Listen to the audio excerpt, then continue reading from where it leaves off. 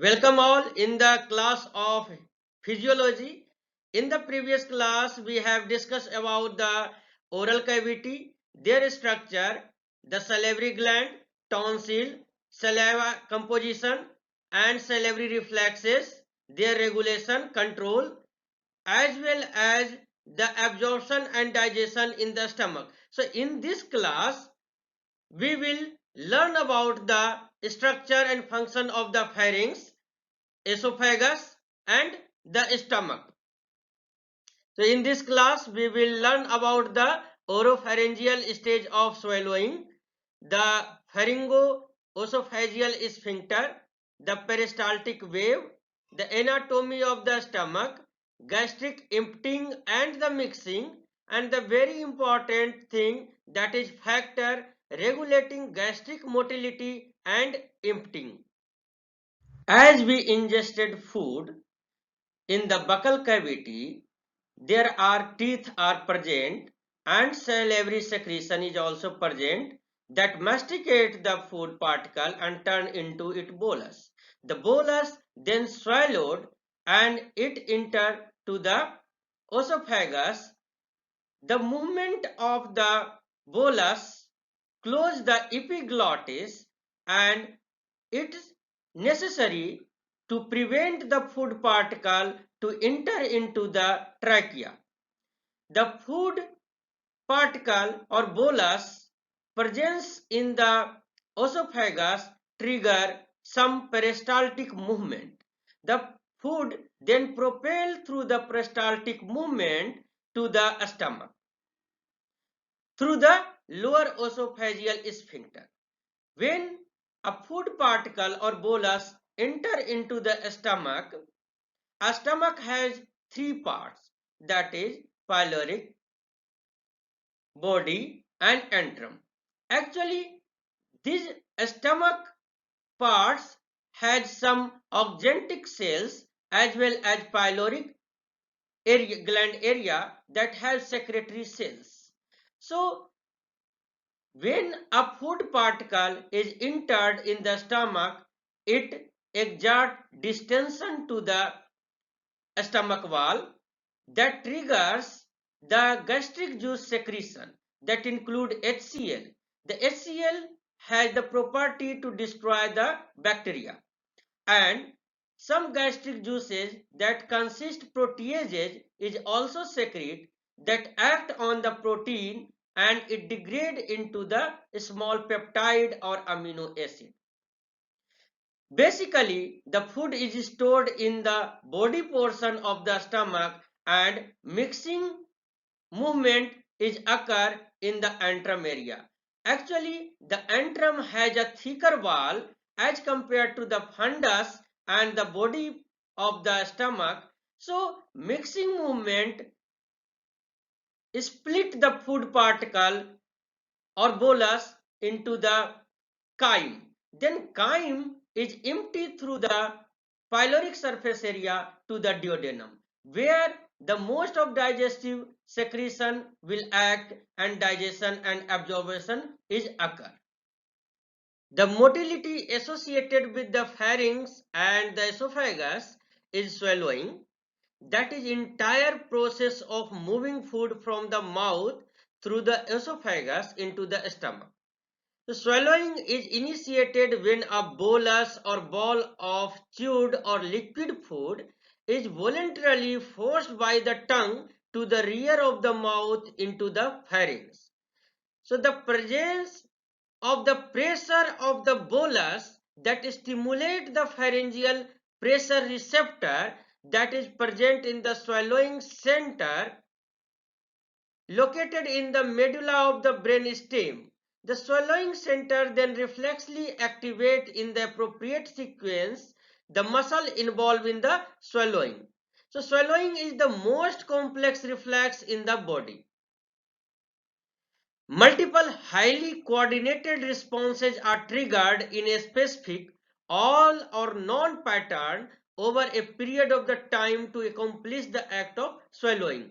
So swallowing is initiated voluntarily, but once begun, it cannot be stopped. Now we will learn about the oropharyngeal stage of swallowing. So before proceeding, we should recall that there are several structure is present in the upper digestive tract, that is nasal cavity, oral cavity. In between the nasal cavity and the oral cavity, soft palate is present, and as well as the hard palate is present. Uvula is hanging down from the soft palate, and there is pharynx. The pharynx is the nasopharynx that receive air from the nasal cavity, and oropharynx that receive food from the buccal cavity, and the hypopharynx that attached with the two tubes. One is the windpipe and another is the food pipe. That windpipe is also called trachea, and the food pipe is also called the esophagus. So at the primary portion of the trachea and upper to the trachea, there is a structure called epiglottis at the above of the glottis, and the glottis is present at the entrance of the larynx, that have several functions during the voice organization as well as during the food swallowing. So now swallowing is divided into the oropharyngeal stage and the esophageal stage. So the oropharyngeal stage lasts about 1 second and consists of the moving of bolus from the mouth through the pharynx and into the esophagus. So when a bolus enter into the pharynx, it must be kept from the re-entering into the mouth, from the entering the nasal passage as well as from the entering to the trachea. So swallowing is managed by the complex coordinated activities, and the food is prevented from the entering the trachea primarily by the elevation of the larynx, which is located here, and tight closure of the vocal folds across the laryngeal opening or the glottis. So the first part of the trachea is the larynx or voice box, across which the vocal folds are stretched. So during the swallowing process, the vocal fold serve a purpose unrelated to the speech formation. So the contraction of the laryngeal muscle align the vocal fold in tight opposition to each other, thus sealing the glottis entrance. Actually, oropharyngeal stage of swallowing involve 5 complex process. That is, first one is the swallowing center inhibit respiratory center in the brain stem during the swallowing process. Second one is the elevation of the uvula, prevent food from the entering into the nasal passage. Third one is the position of the tongue that prevent food from the re-entering the mouth. Fourth one is the epiglottis position. The epiglottis is pressed down over closed glottis as auxiliary mechanism to prevent the food from the entering into the trachea. Fifth one, also the tight apposition of vocal fold across the glottis that prevent food from the entering into the respiratory airway system. Actually, the position of the tongue against the hard palate keeps food from the re-entering the mouth during the swallowing. The bolus tilts a small flap of the cartilaginous tissue, that is the epiglottis, the backward down over the closed glottis as further protection from the food entering into the trachea or respiratory airway. With the larynx and the trachea sealed off, the pharyngeal muscles that contract to force the bolus into the esophagus. Now we will see the structure and function of esophagus. The esophagus is a fairly straight muscular tubes that extend between the pharynx and the stomach. So laying from the most part in the thoracic cavity, it penetrates the diaphragm and joins the stomach in the abdominal cavity a few centimeters below the diaphragm. So the esophagus is guarded at both ends by the sphincter.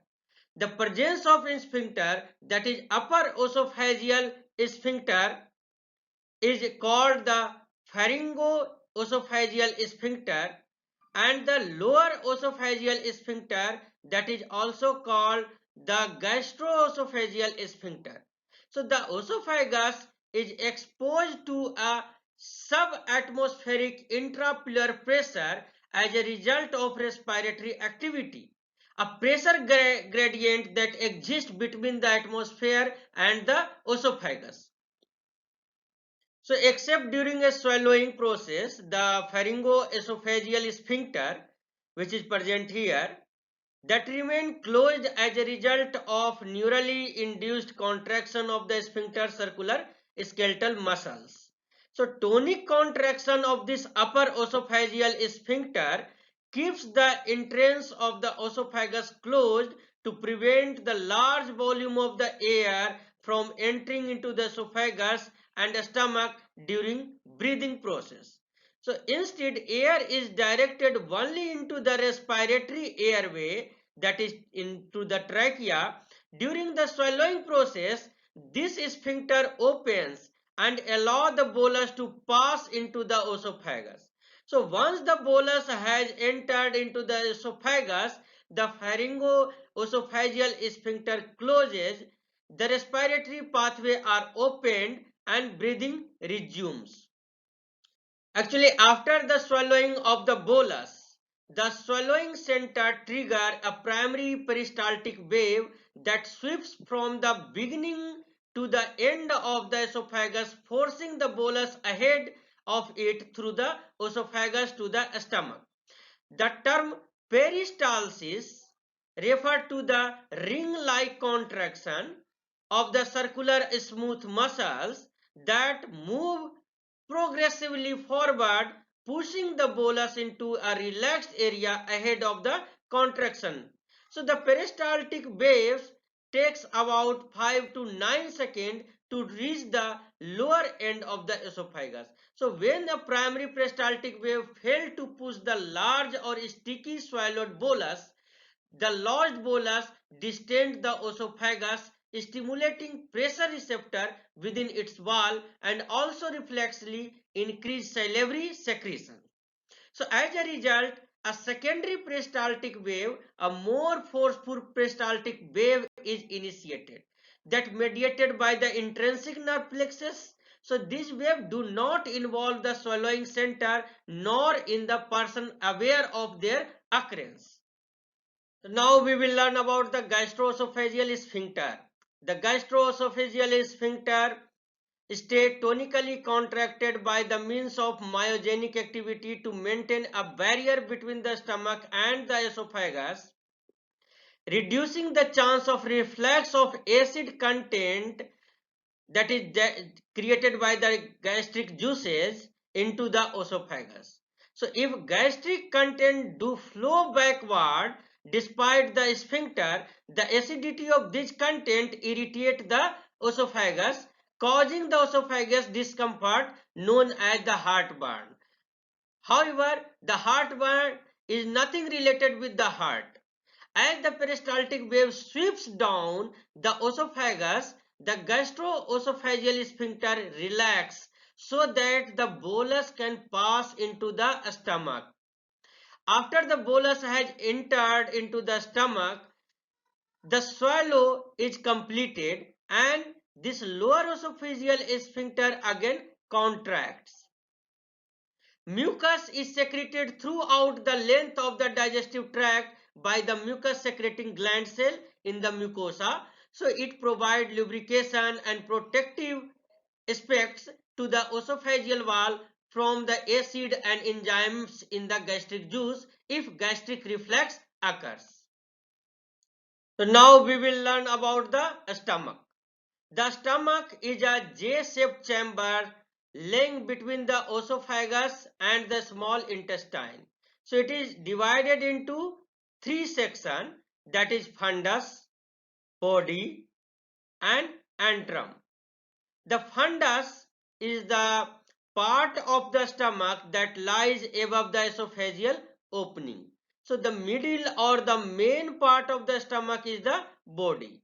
The smooth muscle layer in the fundus and the body are the relatively thin, but the lower part of the stomach, the antrum, has much heavier musculature. This difference in muscle thickness play an important role in gastric motility in these two regions. So the terminal portion of the stomach is the pyloric sphincter, which acts as a barrier between the stomach and the upper part of the small intestine, that is also called duodenum. Now we will investigate the function of the stomach. So the stomach is the primary site to store the ingested food until it can be emptied into the small intestine at a rate appropriate for optimal digestion and the absorption. So because the small intestine is the primary site for this digestion and absorption process, it is important that the stomach store the food and meter it into the duodenum at a rate that does not exceed the small intestine capacity.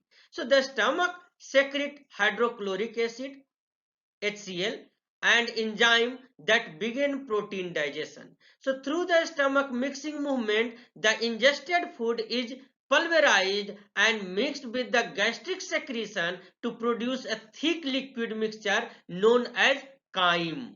The four aspects of gastric motility are filling, storage, mixing and emptying. In the next slide, we will investigate the four aspects of gastric motility, that is filling, storage, mixing and emptying. So actually in the empty condition, the stomach has a volume of about 50 ml, but it can expand to a capacity of about 1 liter during a meal. The stomach can accommodate such a 20-fold change in the volume with little change in the tension its wall and little rise in intragastric pressure. So actually the interior of the stomach has several deep folds. During a meal, these folds get smaller and nearly flatten out. So this reflects relaxation of the stomach as it is receiving food is called receptive relaxation. So it enhances the stomach ability to accommodate the extra volume of food with little rise in the stomach pressure. So receptive relaxation is triggered by the act of eating and is mediated by the vagus nerves. Now we will learn about the gastric storage.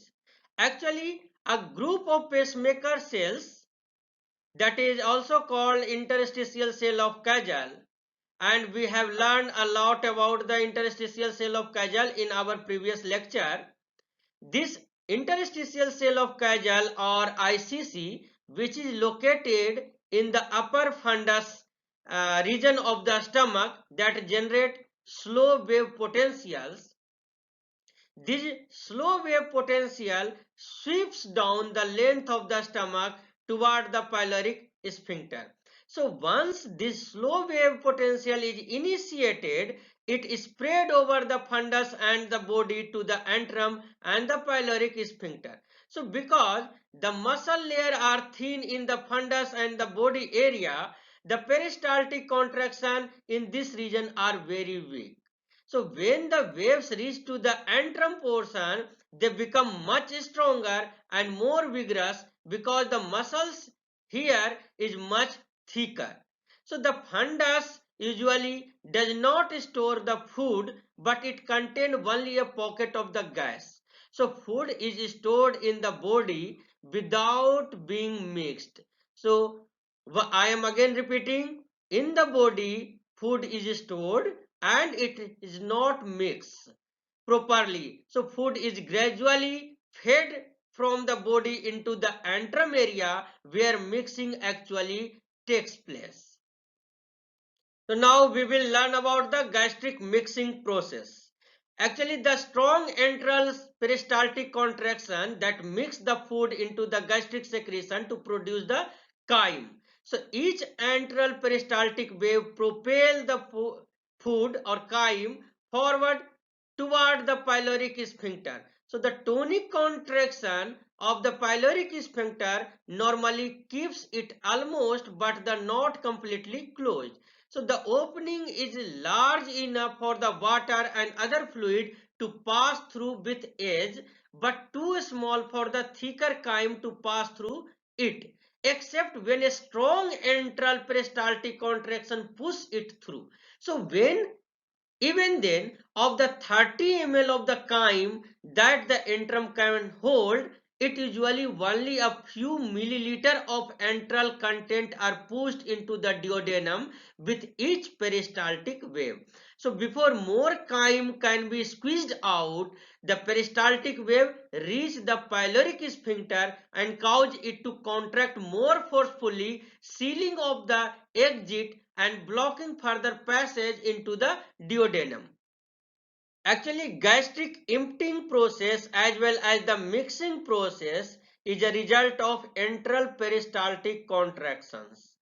So we will learn the steps involved in the gastric mixing as well as in the gastric emptying process. So first we see the gastric emptying process. Actually, as we know that the fundus has the interstitial cell of Kagel that initiate a slow wave potentials. So this peristaltic contraction is originates in the upper fundus area and that sweep down toward the pyloric sphincter. So the contraction become more vigorous as it reaches to the thick muscular antrum portion. So the strong antral peristaltic contraction propel the chyme forward in direction through the pyloric sphincter. So a small portion of chyme is pushed through the partially opened sphincter into the duodenum. The stronger the antral contraction, the more chyme is empty with the each contractile waves. So when the peristaltic contraction reaches the pyloric sphincter, it tightly closes and no further emptying takes place. So when the chyme that was being propelled forward that hits the closed sphincter, so it is the tossed back into the antrum portion. So mixing of the chyme is accomplished as the chyme is propelled forward and tossed back into the antrum with each peristaltic contraction. Now we will learn about the factors that regulate gastric motility and emptying process. So the antral peristaltic contraction are the driving force for the gastric emptying process, and the gastric emptying is regulated by both gastric and duodenal factors.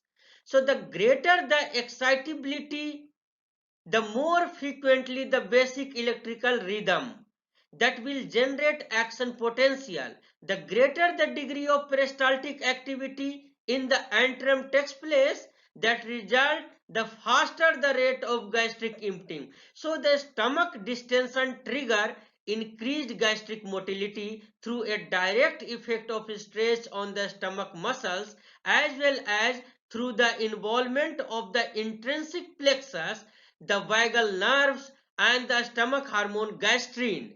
So the degree of fluidity of the chyme in the stomach influence the gastric emptying. Now we will learn about more about the factors that regulate gastric motility and empty process.